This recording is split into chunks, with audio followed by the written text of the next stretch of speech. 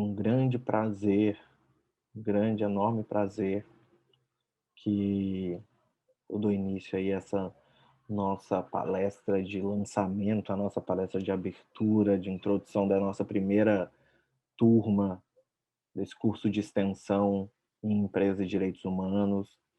Está sendo organizado aí pela PUC-Rio, pelo Núcleo de Direitos Humanos da PUC, pelo Fronteiras do Internacional, um grupo de pesquisa coordenado pelo professor Florian, por mim, pelo professor Beto Yamato do IRI, do Instituto de Relações Internacionais da PUC. E a gente nessa aula aberta, nessa palestra que tem o título de Desafios à Prática Jurídica no campo de direitos de empresas, no campo de empresas e direitos humanos, a gente vai estar conversando com a Clara Serva, que é head da área de empresas e direitos humanos do Tosini Freire. Ela atua no Tosini Freire desde 2011, tendo desenvolvido trabalhos consultivos e de resolução de conflitos em direitos humanos em diferentes etapas da cadeia de produção e para múltiplos setores. Ela é reconhecida entre as advogadas mais admiradas do Brasil no ranking de análise de advocacia mulher em 2021. É co-líder da Câmara Temática de Impacto Social do Conselho Empresarial Brasileiro para o Desenvolvimento Sustentável. No Tosini Freire, atua também como coordenadora pro bono, com experiência em atuações filantrópicas, litigâncias estratégicas, advocacy e negócios de impacto social. É integrante do grupo multidisciplinar ESG no Tosini Freire, além de uma das responsáveis pelo grupo de trabalho Tosini Freire Inclusão, que engloba práticas de diversidade, responsabilidade social e pro bono. Ela é graduada e mestranda pela Faculdade de Direito da PUC São Paulo, com pesquisa em métodos autocompositivos em conflitos em direitos humanos.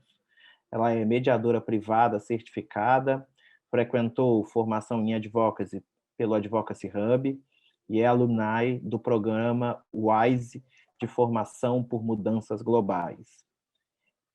Passo a palavra para você, Clara. Ela vai ter um tempo para poder falar com vocês dos principais desafios à prática jurídica nesse campo de empresas e direitos humanos, e aí a gente abre um pouco essa conversa. É um prazer tê-la conosco. Falo em meu nome, falo em nome do professor Florian, que também está aqui conosco. É um imenso prazer e passo a palavra para você, Clara. Fique à vontade. Muito obrigada, Luiz. Uma alegria estar com vocês nessa noite de hoje. Queria começar agradecendo, na verdade, a todos vocês que estão com a gente, porque 8h30 da noite de uma segunda-feira é sinal de que vocês realmente estão motivados para ouvir e conversar um pouco sobre empresas e direitos humanos. E agradeço muito também ao professor Florian, que está com a gente. Agradeço a vocês dois pelo convite. Parabenizo também a PUC-Rio, porque, de fato, um curso de extensão desses é super paradigmático, então fico muito contente de ver a academia se aprofundar nesse tema tão importante e tão ainda desafiador para quem atua no Brasil, dada a insegurança jurídica que a gente tem a esse respeito. Então, acho que já antecipando provavelmente que vocês vão ter de conclusão ao final desse curso de extensão, é que vocês provavelmente sairão com mais dúvidas do que respostas, né? Porque esse é um tema que nos gera muitas provocações, muitas reflexões sobre a interseccionalidade, e por isso o desafio também, então se torna um desafio falar sobre os desafios da perspectiva de empresas e direitos humanos, porque são inúmeras.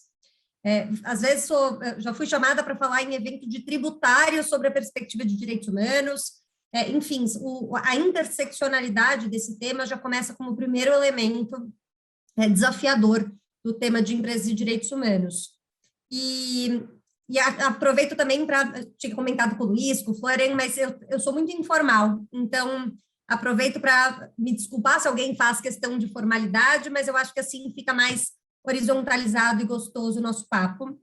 E e também deixo vocês super confortáveis para irem fazendo comentários e perguntas, enfim, pelo chat. E eu não sou muito boa de administrar várias funções ao mesmo tempo, então qualquer coisa vocês gritam se eu precisar responder alguma pergunta durante. Mas começo então contando um pouquinho para vocês sobre quem eu sou, o que faço e por que tantos chapéus nesse descritivo que o Luiz comentou. Eu no escritório, eu tenho 2 principais chapéus. No Tozini, que é um escritório que se convenciona chamar de full service, né, que é desses escritórios que tem todas as áreas multidisciplinares, então, tributário, societário, trabalhista, ambiental, anticoncorrencial, enfim, é bem transversal a nossa atuação.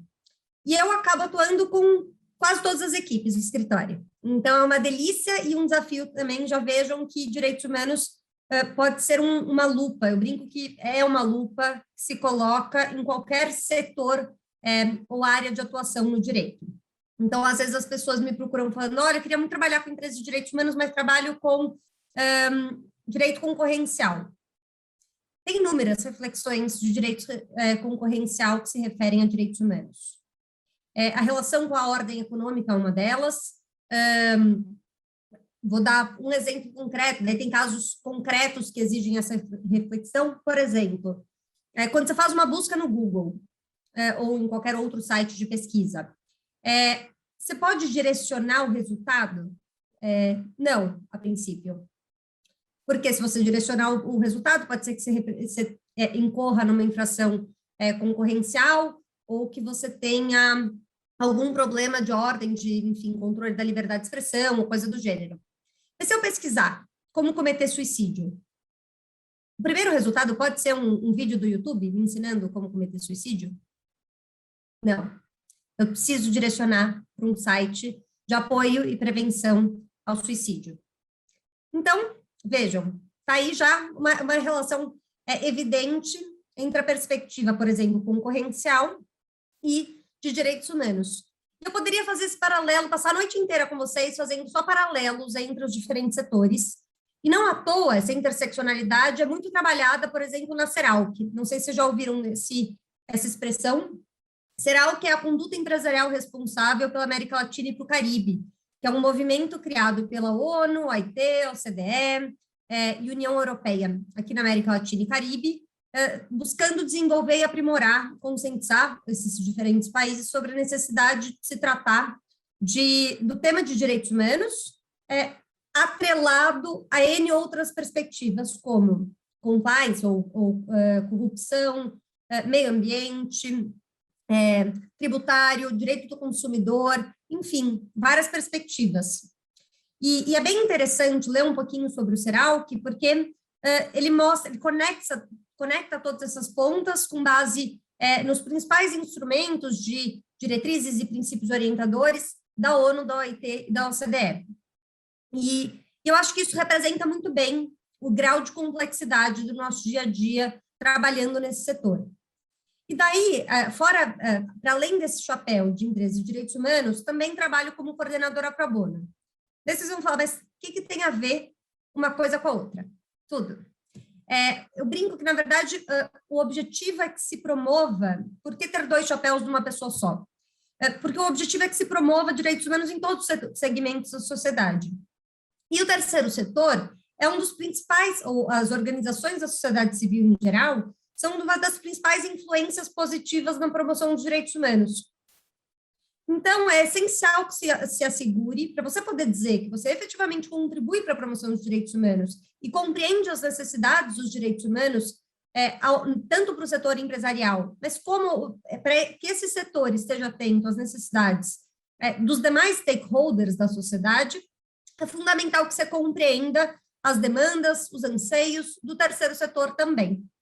E daí, com isso, conecto também as organizações da sociedade civil com o time de tributário, quando é uma discussão sobre isenção e imunidade, com o time societário, se é uma questão de constituição da organização, enfim. Então, não preciso saber todos os aspectos mais institucionais, etc., das organizações da sociedade civil, mas compreender os seus desafios, suas necessidades, seus anseios é fundamental para alguém que trabalha com direitos humanos independente de qual é o seu cliente direto, por exemplo, em empresas de direitos humanos. E daí, queria começar comentando um pouquinho com vocês também, como o ponto subsequente da minha fala, comentar um pouco com vocês sobre o que engloba essa expressão empresas de direitos humanos. E acho que um ponto fundamental é compreender que tem 4 principais dimensões da atividade empresarial relacionadas a direitos humanos. E poderia mencionar essas 4 dimensões também em relação a essa sopa de letrinha habitual do ESG, que é o ambiental, social e governança corporativa.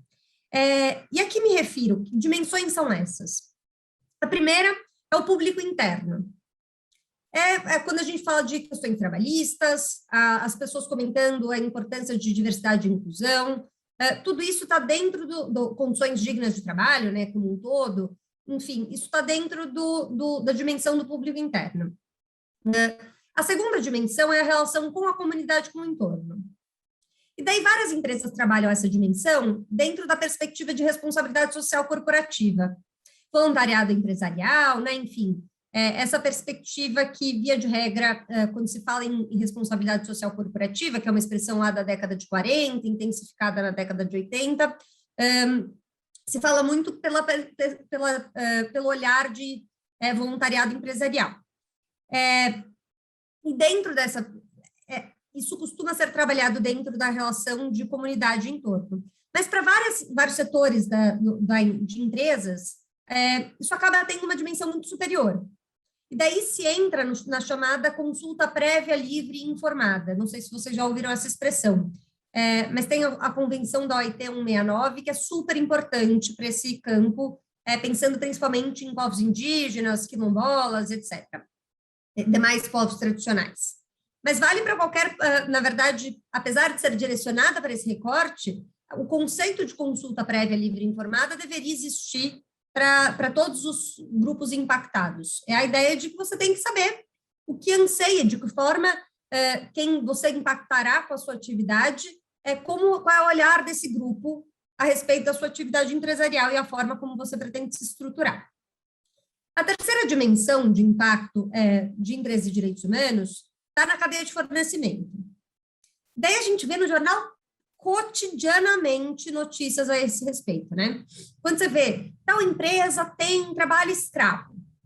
É a empresa que tem trabalho escravo diretamente? Eles falaram, acho que agora eu vou restringir os direitos, vou colocar jornadas excessivas, etc. Via de regra, não.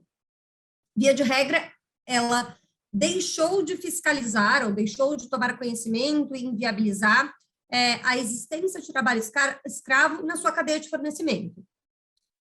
E isso acontece não só no tema de condições dignas de trabalho, isso acontece também em outras perspectivas. Por exemplo, quando empresas anunciam, vocês devem ter visto recentemente discussões sobre anúncios de empresas num determinado programa de televisão que é conhecido por fazer comentários LGBTfóbicos. O debate sobre a veiculação da marca num determinado programa, que eventualmente possa ser considerado como violador de direitos humanos, esse debate diz respeito também à cadeia de fornecimento, porque a empresa contratou uma empresa de publicidade, que ela confiou, que colocaria a sua marca em veículos que estão alinhados com seus valores. Então, isso também é tema de cadeia de fornecimento. E daí a quarta e última dimensão é o impacto da sua atividade fim. Então, por exemplo, quando Nike lança um tênis acessível para pessoas com deficiência. Ela está pensando num impacto positivo por meio da sua atividade fim. Isso vale para pensar em impactos positivos e impactos negativos. Então, a atividade fim, ela pode, e daí pensando na atividade fim, você também tem que pensar, por exemplo, quem é o seu cliente. Você quer ter todo tipo de cliente? Com quem você quer se relacionar? Essa é uma das respostas mais difíceis que o setor empresarial enfrenta ao conduzir as suas atividades. Porque, para grandes empresas transnacionais, empresas multinacionais, enfim, escolher quem é o seu fornecedor é fácil. Porque se rescinde, quer dizer, ou pode ser fácil com muita frequência, né? Porque tem alguns insumos, etc., que são mais difíceis se tem poucas opções de fornecedor. Mas e escolher o seu cliente? Se um determinado, vou dar um exemplo que é muito recorrente também, quando se discute, por exemplo, períodos totalitários de determinados países. E determinadas empresas que assinavam contratos ou assinam contratos vultosos com governos considerados totalitários. Você deveria não assinar esse contrato? O que você está nutrindo com o seu dinheiro? Com base em quê? Em que contexto, de que contexto você está se beneficiando para se enriquecer, para movimentar a sua atividade empresarial? Então, essa é a quarta dimensão e super delicada de empresas de direitos humanos.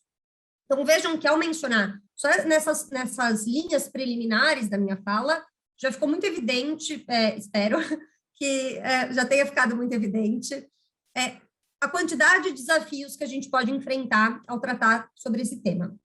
E daí, entramos em uma outra forma de olhar para o tema de empresas de direitos humanos, que são os grupos impactados, né? E daí você pode olhar, é a mesma linha de raciocínio que se olha para os instrumentos de proteção dos direitos humanos. Você tem instrumentos que valem para todos os grupos, indiscriminadamente, a Convenção contra a Tortura vale para todo mundo. Mas você tem convenções específicas e tratados que são direcionados a determinados grupos minorizados e vulnerabilizados. A Convenção para a Eliminação de Todas as Formas de Discriminação contra a Mulher, Convenção para a Eliminação de Todas as Formas de Discriminação Racial, enfim, poderia dar N exemplos para vocês. E daí, ao pensar na atividade empresarial, a gente também tem que pensar nesses grupos específicos. E em todas as etapas da cadeia produtiva. Então, se discute muito diversidade e inclusão na contratação, né? Então, você ter um público interno diverso. Mas o tema vai muito além disso. Você tem que pensar como a sua cadeia de fornecimento está impactando, como o seu produto e serviço impacta determinados grupos minorizados e vulnerabilizados. Então, o desafio dessa perspectiva, atenta a cada grupo, vai muito além da contratação. Mas por que se fala tanto sobre a criação de ambientes diversos e inclusivos? Porque sem esse ambiente diverso e inclusivo, você não consegue pensar em como a sua atividade empresarial vai impactar um grupo que não está representado na sua empresa. Ou assim, você pode... Eu, Clara, mulher branca, cis, hétero, enfim, posso fazer um exercício mais forte, intenso de empatia e estudo teórico e prático e vivência para tentar imaginar como determinada atividade empresarial ou produto que está sendo desenvolvido vai impactar pessoas trans, negras com deficiência. Mas eu vou conseguir imaginar no detalhe?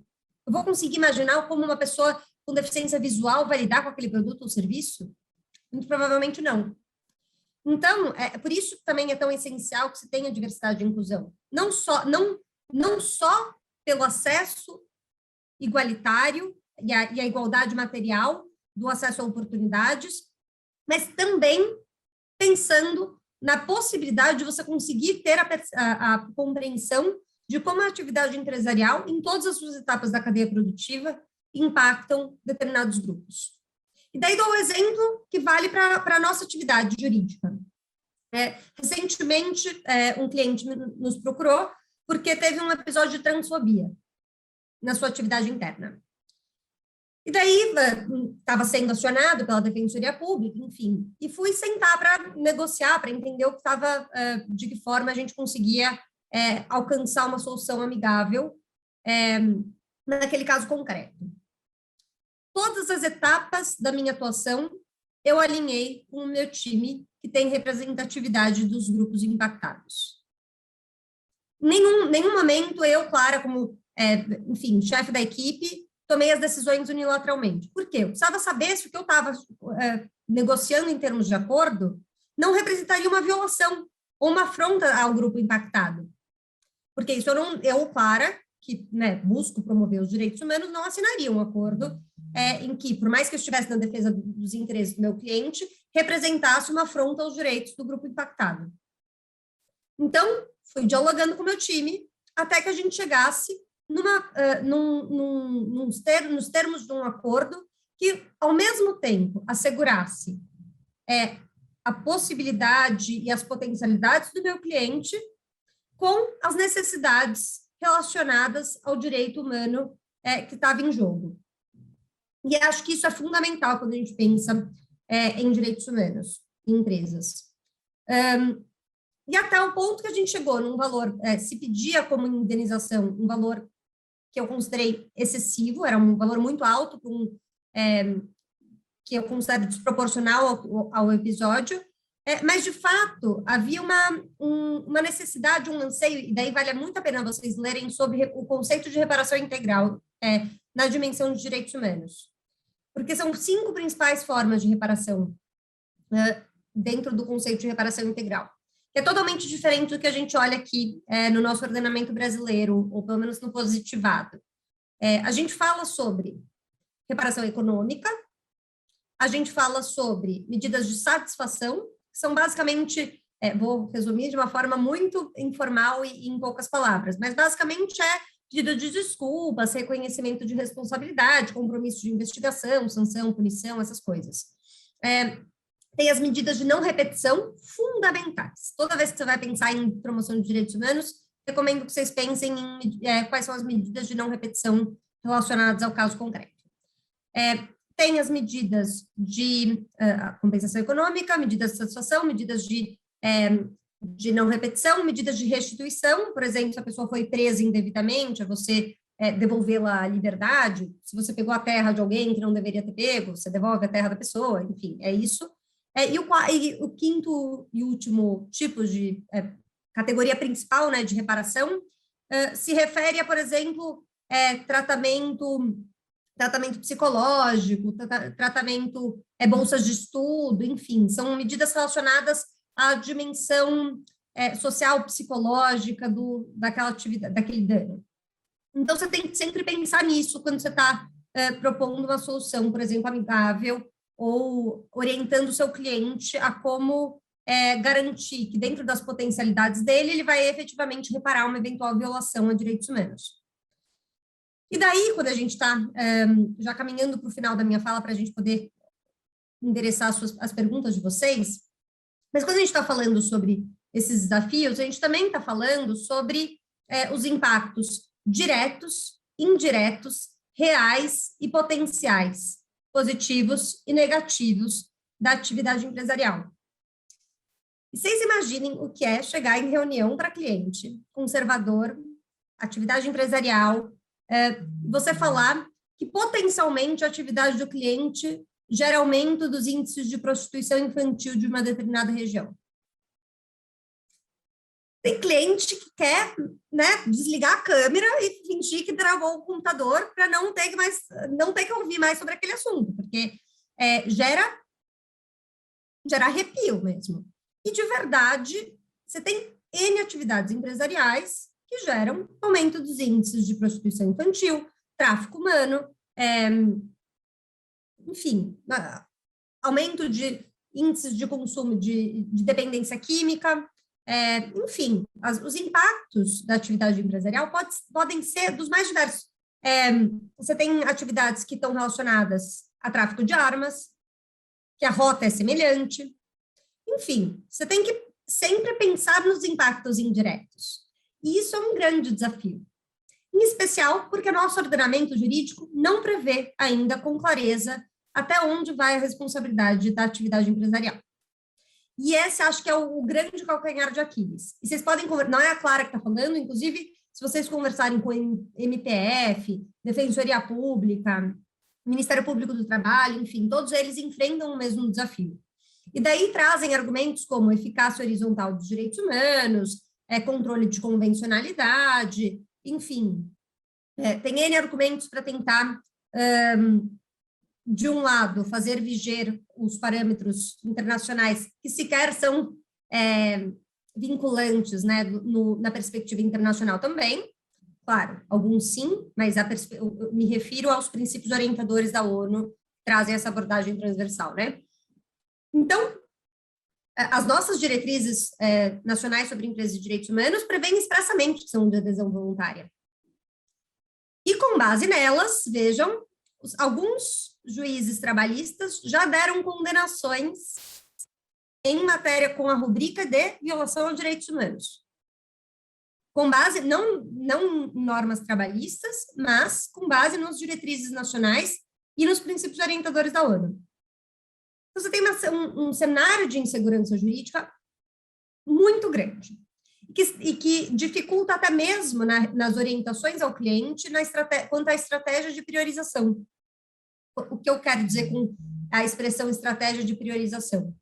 É que, quando a gente fala sobre a empresa se adequar e mitigar os impactos negativos em empresas de direitos humanos, a principal recomendação é que ela comece por onde ela efetivamente tem o pior tipo de violação, tem a pior potencialidade de violação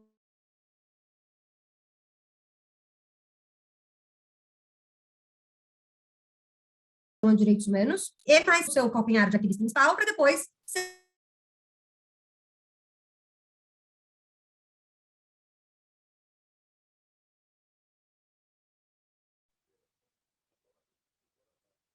Eu acho que é a Clara, né? Acho que nossa, sim. acho que ela caiu. Voltou. Já voltou, ótimo. Bom, gente, desafios, né, da tecnologia. Sim. Eu vou só me dar um minuto que eu vou trocar de VPN, porque às vezes é um problema da minha VPN. Só um segundo. Enquanto isso, vocês podem ir pensando em dúvidas. Olha que bom. Sim, vão pensando em dúvidas. A gente pede para que vocês coloquem as dúvidas de vocês no chat. E aí a gente repassa para ela, para organizar um pouco o debate, como tem um maior número de pessoas, aí para a gente conseguir organizar um pouco a nossa conversa, ok? Mas, bom, eu senti que era um sinal, na verdade, a desconexão foi um sinal de que era bom eu caminhar para encerrar, para vocês poderem tirar as dúvidas de vocês. Então, só para terminar a minha fala, acho que a ideia era mencionar para vocês o grau de desafio que a gente enfrenta ao trabalhar com esse tema, mencionar a vocês que direitos humanos é uma lupa, né, que se pode utilizar independente do setor em que você atua, do ramo de atuação, do seu ramo de atuação, e daí depois eu comento um pouquinho para vocês conforme as dúvidas surjam sobre mecanismos contratuais com os quais a gente vem trabalhando, possibilidade de levar a conflitos de direitos humanos. Vou só mencionar em passando os campos para onde vocês podem fluir com as dúvidas e ao longo do curso também espero que vocês possam endereçar com os demais professores, mas, por exemplo, a possibilidade de levar conflitos envolvendo direitos humanos para arbitragem, esse é um tema que eu acho bem interessante para quem gosta de resolução de conflitos, a forma de conduzir due diligence em direitos humanos na atividade dos nossos clientes, a possibilidade de trabalhar com os clientes gerando projetos de impacto positivo, que é uma delícia, né? Não dá para fazer coisa melhor. A possibilidade de trabalhar em interseccionalidade com os demais setores, daí principalmente com quem trabalha com o E e com o G, então os times de compliance, governança corporativa, meio ambiente, etc. O desafio dos danos indiretos e o desafio também de orientar o cliente quanto à quantificação de potencial risco jurídico e reputacional. E encerro essa fala dizendo que quando a gente está pensando no desafio da quantificação, você tem um aspecto importante que imaginem uma indenização, uma ação judicial julgada procedente, uma indenização baixa. Uma multinacional condenada em R$50 mil, mas a rubrica da condenação é violação a direitos humanos. Qual é o dano que essa empresa sofre? Ou qual é o impacto financeiro? Incomensurável. Porque o investidor estrangeiro não quer estar vinculado a uma empresa condenada por direitos humanos. Então, o risco dessa insegurança jurídica, os clientes, né, saem no jornal dizendo empresa condenada por violação de direitos humanos, enfim, os riscos são enormes. E muitas vezes a gente corre o risco, né, enfim, a pessoa que repete a mesma expressão, mas a gente, ao orientar os nossos clientes, enfrenta um desafio que é da banalização também da expressão de direitos humanos, enquanto você não tem um contorno claro. Porque essa é uma expressão que tem que ser vista com a potência e gravidade que ela carrega. Uma violação de direitos humanos não é você colocar a pessoa para fazer uma hora extra. É você não respeitar as condições dignas de trabalho. Então, não se pode, a meu ver, dar também para todo tipo de irregularidade a rubrica de violação de direitos humanos, sob pena de se tornar o que se tornou, por exemplo, a boa-fé objetiva, que todo tipo de ação judicial que discute contrato coloca lá um argumento de boa-fé objetiva. Então, enfim, encerro com essa fala da importância da gente ter um espaço acadêmico que discuta esse tema, da importância da gente promover os direitos humanos no setor empresarial e, ao mesmo tempo, de não banalizar a expressão sob pena de a gente perder a potência e a luz nos casos que efetivamente são muito graves de violação de direitos humanos. Muito obrigada. Fico à disposição para as perguntas. Muito obrigado, Clara. Acho que a gente já tem algumas perguntinhas aqui. Eu tenho uma pergunta para fazer. Eu vou fazê-la e a gente pode ir coletando, assim, e juntando algumas perguntas. Eu acho que aqui a gente tem duas já. Gostaria de informá-los antes de começar as perguntas, que a lista de presença, o formulário da lista de presença já está disponível no chat. Se vocês, quem tiver interesse no certificado de hora, certificado de presença, podem acessar o formulário. Então, bem, na verdade eu vou ler as perguntas que já estão aqui colocadas e eu vou deixar a minha para o final, porque vieram perguntas muito boas aqui. A Bianca perguntou que na verdade disse que gostaria de saber exemplos práticos de atividades que podem acarretar essas questões de violação de direitos humanos, como prostituição infantil, tráfico humano, tráfico de armas, que você havia mencionado anteriormente. A Vanessa Macedo colocou da seguinte forma: boa noite, muito obrigado pela palestra maravilhosa. Como a empresa de direitos humanos deve proceder em casos de desastres que impactam direitos difusos e ou coletivos? Qual o papel, risco e desafios de acordos individuais? O Lucas Moretson escreveu a seguinte pergunta: Clara, boa noite. Você mencionou a questão de se levar casos de violação à arbitragem. Não sou da área do direito, então pergunto: é a via mais comum de se levar estes casos? Por quê? Lentidão do sistema judiciário tende a ser um dos empecilhos para esses casos? Pode explicar melhor como funciona esse processo de arbitragem, por favor? Muito obrigado pela palestra. E aí vamos fazer esse bloco de 3 primeiro, e aí te dou a palavra, e depois a gente volta e faz o restante. Acho que pode ser assim, porque senão são muitos assuntos distintos. E olha que delícia, né? As perguntas refletem a pluralidade de formas de olhar e de questionamento sobre esse tema. Vou começar, então, com a pergunta sobre as atividades que podem acarretar nesse tipo de violação, prostituição infantil e etc. Tem muitas atividades principais, principalmente as atividades de grande infraestrutura, que geram um deslocamento de mão de obra muito grande masculina. E, via de regra, quando você tem um aumento de muita gente trabalhando numa determinada região, é quando aumenta o fluxo e o índice de prostituição infantil. É estapafúrdio de pensar, mas verdadeiramente o racional é relativamente simples.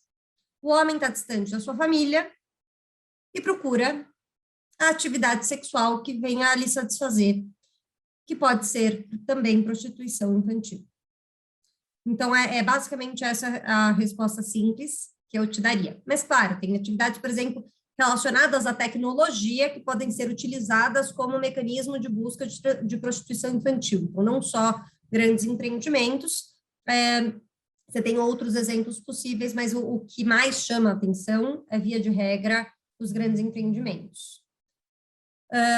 A Vanessa perguntou sobre... Eu tenho uma memória de um peixe, então vou reler as perguntas para não correr o risco de esquecer, em caso de desastre. Bom, acho que tem um grande desafio nos casos de desastre, que é, número um, é fundamental que se adote medida de não repetição, né? Já vimos que, sem a adoção de medidas de não repetição, as repetições acontecem. Então, soa como uma coisa, um episódio de um único episódio, mas episódios de discriminação e violência em supermercados não são episódios isolados, e mencionei supermercado por razões óbvias, né, de episódio recente, mas poderia mencionar N outros setores, e diversos dos quais a gente dialoga cotidianamente de como implementar e reduzir os riscos da atividade de segurança privada contratada e terceirizada. Muito recorrente, setor de mineração, enfim, poderia dar N outros exemplos. Então, o desafio das medidas de não repetição são muito pouco discutidas. 2, eu acho que a importância de se chamar a comunidade impactada na hora de desenhar os contornos das reparações. Fundamental. Você vê indenizações fixadas individuais de R$5.000 para pessoas impactadas por desastres importantes. E, ao mesmo tempo, a depender da quantidade de pessoas, o valor da indenização individual pode superar em muito o valor da própria empresa. E como fica? Porque, a depender de como for, você inviabiliza o pagamento de qualquer indenização porque você quebrou a empresa. Então, é um desafio, assim, por isso que eu acredito muito na potencialidade, eu não estou dizendo que se substituem, né, uma indenização individual por medidas de reparação coletiva. Mas eu acho que a cada caso deve se atentar a o que representa a reparação integral, no caso concreto. Então, por exemplo, será que é o caso de se constrói toda uma comunidade lá perto, se refaz a cidade, dá uma casa para cada pessoa, mas se paga um valor de indenização pequeno? Não sei, depende do caso concreto. Por outro lado, tem episódios bizarros de tentativa de reparação de violação de direitos humanos, que não houve consulta à comunidade, ou a consulta não foi feita da forma adequada, e, por exemplo, se impactou a água de um determinado rio, ficou extremamente poluída ou inviabilizou a pesca, e daí, para compensar o fato de que determinado povo indígena não poderia mais pescar, se entrega um caminhão de peixe naquela comunidade. O caminhão de peixe estragado, porque não sabia deslocar o caminhão corretamente. Diversos índios morrem, ou indígenas morrem, por intoxicação alimentar. Então, vejam, eu não sei enfatizar o suficiente o quanto é importante consultar a comunidade impactada na hora de construir uma reparação.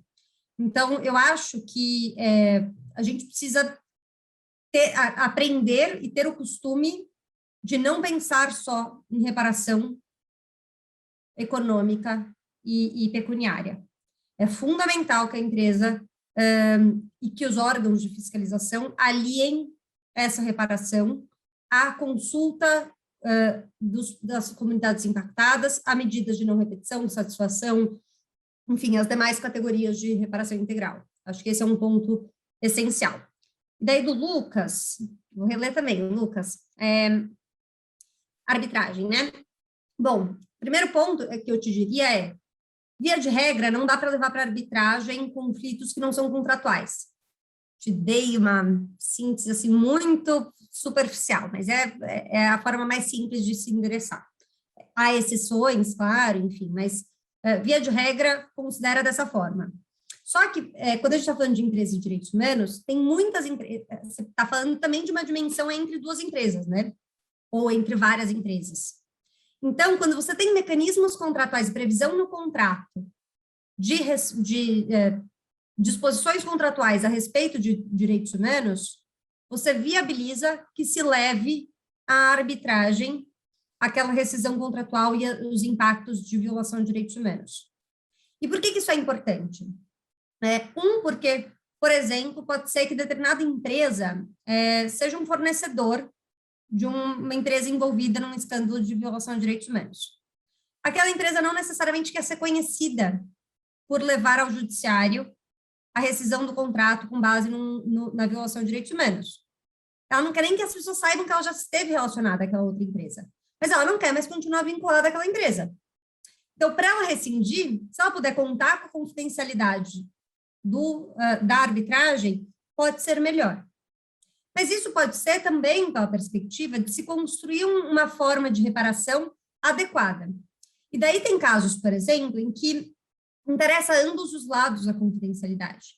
Por exemplo, se uma mulher sofreu abuso sexual dentro de uma determinada empresa, ela não quer, muito provavelmente, pode ser que ela queira, mas possivelmente, ela não vai querer que o mundo saiba que ela sofreu aquele abuso. Então, determinadas formas de resolução de conflito asseguram de uma forma mais efetiva a confidencialidade. Então, por isso a importância também de se refletir sobre levar para o que se convenciona chamar de formas alternativas, mas eu considero formas adequadas de resolução de conflitos. Acho que te enderecei, mas qualquer coisa me diga se... Mas também a lentidão do sistema judiciário, acho que é um outro ponto. O desconhecimento do judiciário, ou de muitos dos juízes, a respeito dos parâmetros de empresas de direitos humanos, acho que esse é um ponto fundamental. A desvinculação e a falta de parâmetro do que se esperar no judiciário, também acho que é um grande desafio, porque indenizações individuais, pessoas negras mortas,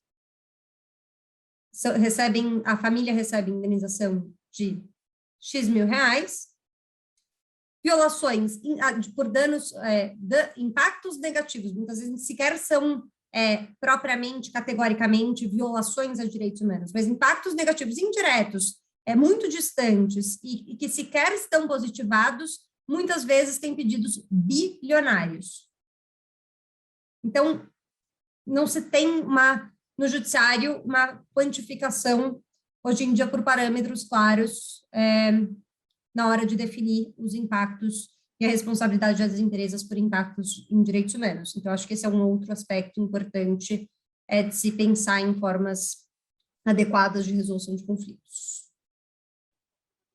E muito obrigado, Clara. A gente tem algumas perguntas, então, gente, eu vou encerrar aqui as perguntas, porque eu acho que já tem umas 5, 6 aqui no chat, e pelo avançar da hora, eu vou fazê-las, as que estão aqui no chat, para a Clara. Já me desculpo com vocês por ter que encerrar por conta do avançar da nossa hora também. Mas farei as que estão aqui, começando com o Gabriel Damasceno. Olá, professora, tudo bem? Primeiramente, gostaria de agradecer pela sua fala. Meu nome é Gabriel Damasceno, sou professor, advogado e doutorando em Direito pela Unicinos, estudo a área de Direitos Humanos em empresas e tenho me questionado muito sobre a possibilidade de pensar em responsabilidade internacional de empresas, uma vez que, principalmente no terceiro mundo, as possibilidades de responsabilidade interna não têm sido suficientes. Eu te pergunto se você acredita na possibilidade de uma efetiva responsabilidade internacional de empresas violadoras de direitos humanos dentro do sistema capitalista, que é por si só baseado em exclusões racistas, machistas, ambientais e etc. Uma segunda pergunta da Lorena Ferreira Martins. Boa noite a todas e todos. Clara, como é a questão da defesa de direitos humanos dentro do escritório que você atua? Sabemos que o meio jurídico, em especial o privado, ainda é uma estrutura racista e patriarcal. A terceira pergunta é a pergunta da Maria Angélica.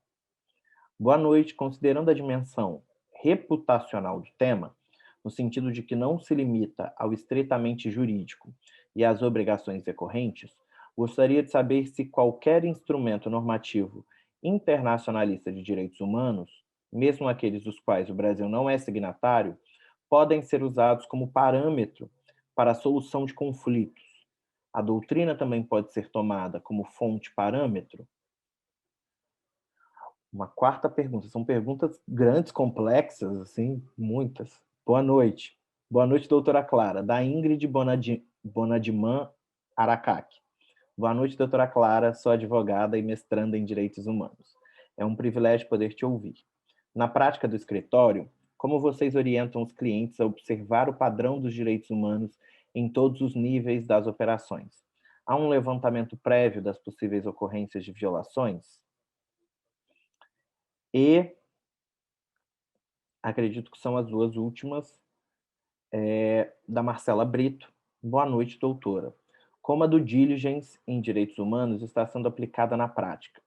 Muitas empresas ainda a entendem como uma espécie de auditoria que visa apenas a minimização de riscos e maximização dos lucros, ou esta mentalidade está se alterando aos poucos? E, por fim, a pergunta da Ana Carolina Teixeira. Boa noite, Clara. Obrigado pela fala tão relevante e esclarecedora. Sou formada em Relações Internacionais, estudo Direito ao mesmo tempo que uma pós em Direitos Humanos. Tenho interesse em trabalhar na área de Direitos Humanos no ambiente corporativo e sua experiência é inspiradora. Você poderia comentar brevemente sobre as habilidades e competências necessárias para começar a trilhar esse caminho? Obrigado. Então, passo a bola para você, já para responder as perguntas e endereçar o final, os agradecimentos finais também, Clara. Ótimo, Luiz. Gente, acho que cada pergunta dessa dava para ser uma disciplina do curso de extensão, já fica a dica. Então, porque, de fato, super interessantes e bem complexas. Vou tentar ser sucinta e, ao mesmo tempo, tentar endereçar o grau de complexidade de cada uma delas. Eu acho sobre responsabilidade internacional. Eu acho que sim e não. Eu acho esse é um grande desafio, porque não pode ser um open bar de responsabilidade internacional, sabe? Você tem mecanismos, você tem que respeitar a autonomia e a independência de cada país, e, ao mesmo tempo, você tem que, sim, responsabilizar as empresas. Mas você tem legislações muito interessantes, como, por exemplo, a francesa, que responsabiliza as empresas que tenham qualquer grau de atuação na França, que estou trazendo com termos simples, né?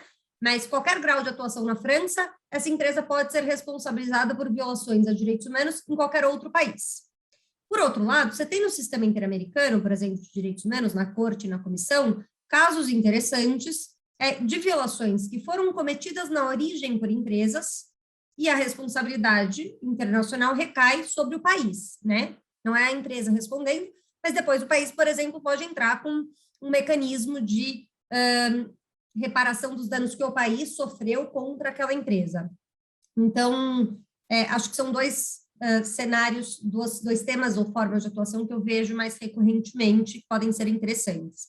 Mas acho que esse é um tema muito complexo e bem interessante. Tem o caso Shell, que vale a pena vocês lerem sobre, que na verdade era um tema de mudanças climáticas e proteção ao meio ambiente, mas o fundamento do pleito é de direitos humanos. Então, vale a pena ver esse caso, entre vários outros relacionados, por exemplo, ao caso Cassino, de dano na Amazônia, que foi levado para a Europa também. Enfim, tem vários casos interessantes nessa discussão. Pergunta subsequente foi da Lorena, né? Como é que estamos dividindo? A questão da defesa dos direitos humanos é uma delícia e, ao mesmo tempo, um grande desafio. Então, acho que tem um aspecto que é a importância da coerência. Não basta você ser um escritório que trabalha dando assessoria jurídica a clientes em temas de direitos humanos e você dentro coaduna ou opta por ignorar a existência de aspectos racistas, LGBTfóbicos, machistas, etc., né? E não digo que Tozini está 100% redondo, não dá, nenhuma empresa está, aliás.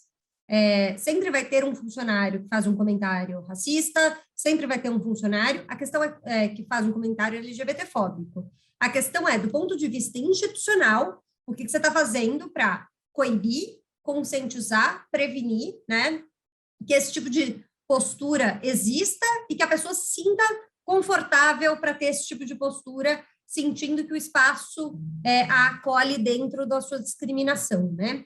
Então, eu acho que esse é um desafio constante que as empresas têm e tem que perceber que é constante. Não é uma coisa do tipo, fez um evento num dia determinado do ano e considera que conscientizou seu público interno. Não para por aí. Então, esse é um dos pontos também que eu oriento muito. E vivo um constante desafio de conscientizar também os meus colegas de dentro do escritório sobre as diferentes dimensões de empresas de direitos humanos, né?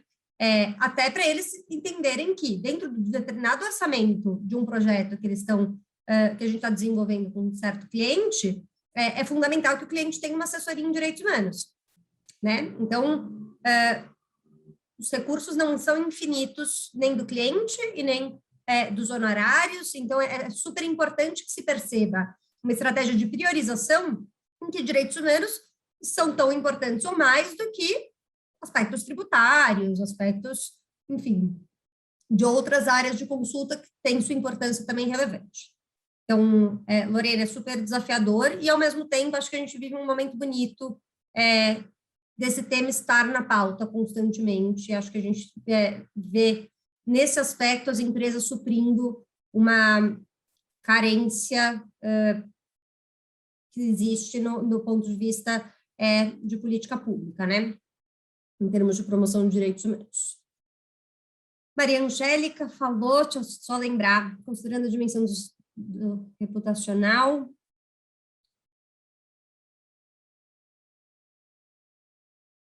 Olha, acho que essa é a pergunta de vários bilhões de reais. Na hora de orientar, na hora de dar o direito consultivo, eu digo que sim. Por quê? Porque eu entendo que cabe sim à empresa que diga ter uma conduta empresarial responsável, essa empresa tem que ter atenção a todos os melhores parâmetros de direitos humanos. Ponto. Em todas as etapas da sua cadeia produtiva. Com uma estratégia de priorização, claro, mas com a percepção, ou seja, primeiro você foca nas coisas catastróficas que podem violar frontalmente os direitos humanos. Depois você vai olhar sobre as melhores práticas, como maximizar os impactos positivos, e às vezes dá para fazer tudo ao mesmo tempo.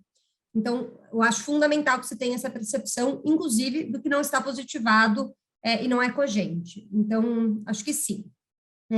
Mas, do ponto de vista de condenações em tribunais e responsabilização propriamente da empresa, eu acho que se gera um estado de insegurança jurídica muito grande se começa a haver condenações, então, indiscriminadamente. Então, não sou a favor de haver condenações indiscriminadamente, mas eu acho que tem casos de dano, efetivamente, violação frontal a direitos humanos, daí sim a empresa deve ser responsabilizada.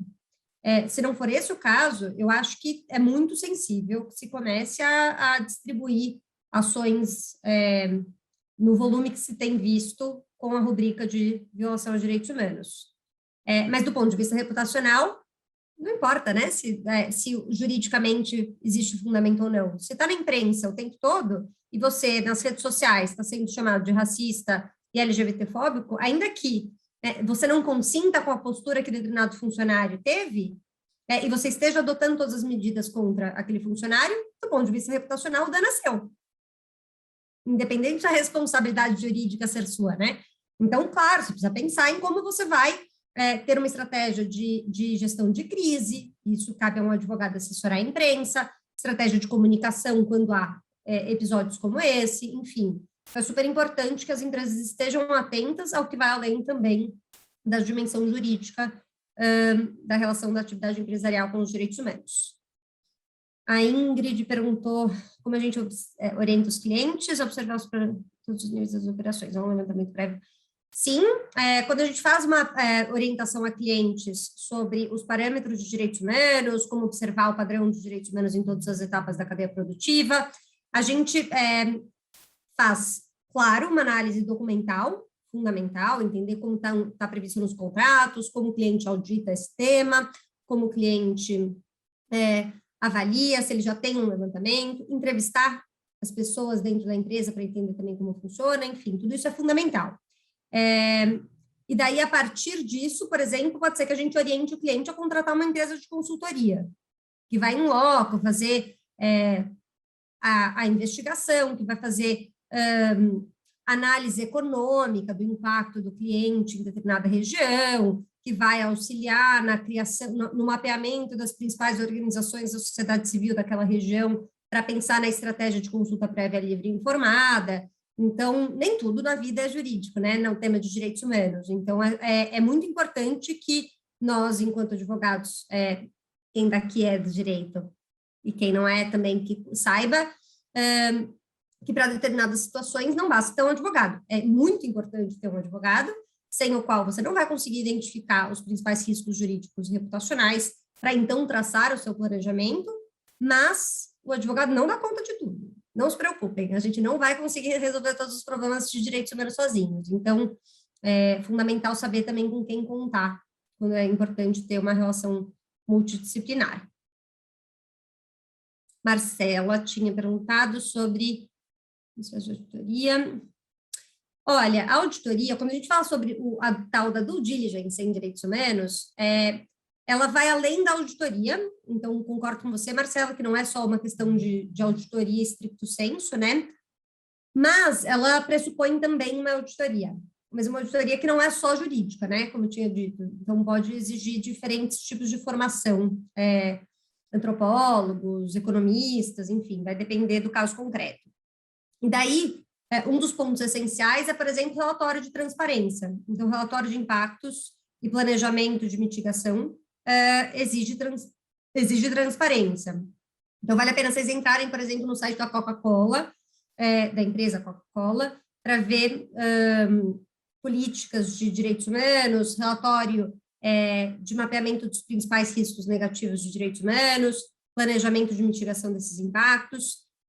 Considero a forma deles divulgarem as informações como um parâmetro importante e raro de ser visto no mercado. Então, dou essa sugestão. Da Ana Carolina. E a mentalidade, acho que está mudando aos poucos em alguns setores.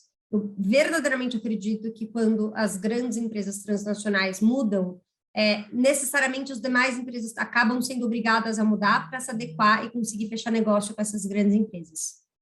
Então, eu acho que é super importante pressionar as empresas transnacionais, porque com elas não mudam sozinhas, elas implementam mecanismos contratuais que vão ser seguidos por toda uma cadeia de fornecedores que vão acabar implementando essas mesmas cláusulas nos seus respectivos fornecedores, nos seus clientes, nas suas relações, enfim, parcerias. Então, é um impacto em cascata positivo.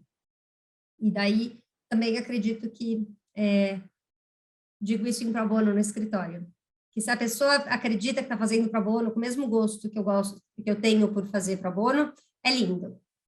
Pessoal, está fazendo um bom serviço jurídico para minha ONG querida, que gera impacto positivo, e ela entregou um bom serviço jurídico, mas é só porque ela queria ter produtividade ou pegar bem dentro do escritório, tá lindo. Problema da pessoa, sabe? Desde que ela faça um bom serviço pro bono, e a mesma lógica, a meu ver, para direitos humanos. A empresa em si não entendeu por que é tão importante ter direitos humanos, mas ela percebeu que gera dano reputacional e transformou a lógica, a cultura de todos os seus colaboradores, que não se sentem mais à vontade para ser racista, LGBTfóbico, machista, etc. Ok, não é o ideal, mas já é muito, né? Eu tenho essa visão para mim.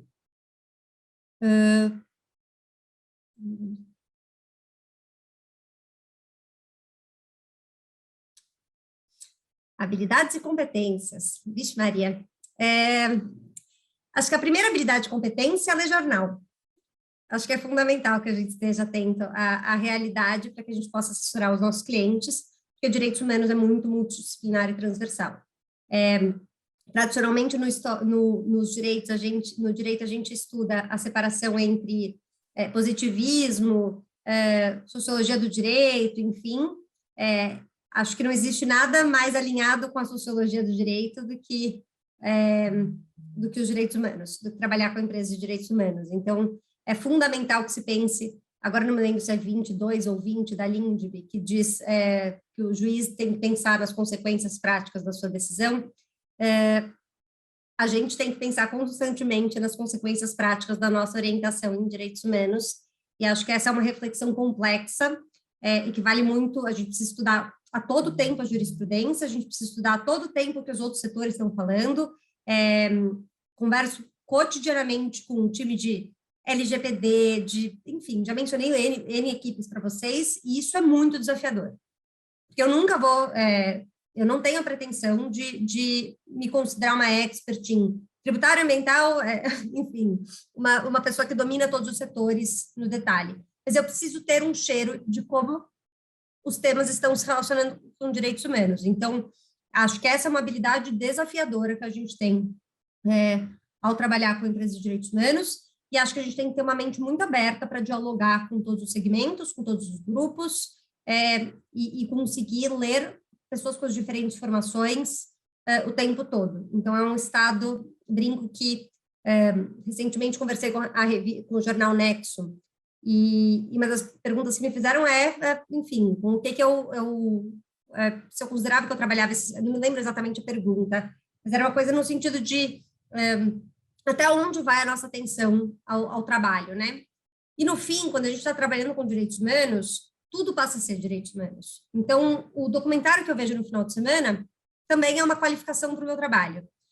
O jornal que eu estou lendo, quando eu vejo que as pessoas estão postando nas redes sociais, no Instagram, ver o que está saindo no Instagram é trabalhar com empresas de direitos humanos. Sleeping Giants é uma aula de direitos humanos e ligo para os meus clientes falando, saiu no Sleeping Giants, entendeu? Você tem que estar atento a todas essas dimensões. Então, esse é um grande desafio de quem trabalha e é uma habilidade essencial que você esteja aberto a diferentes formas de comunicação. Roda Viva fundamental, assistir Roda Viva, ler jornal, ler livros plurais, ver documentário, enfim. Tem que ser uma pessoa que esteja num estado de alerta para ver diferentes formas de formação e veiculação de informações, e que me parece uma das partes mais gostosas também da nossa atuação.